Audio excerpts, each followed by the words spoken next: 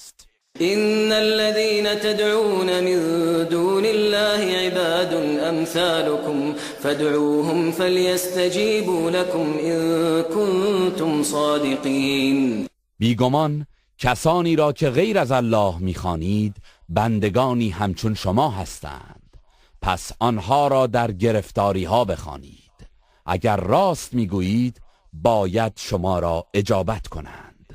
ألهم أرجل يمشون بها أم لهم أيدي يبطشون بها أم لهم أعين يبصرون بها أم لهم آذان يسمعون بها قل ادعوا شركاءكم ثم كيدون فلا تنظرون.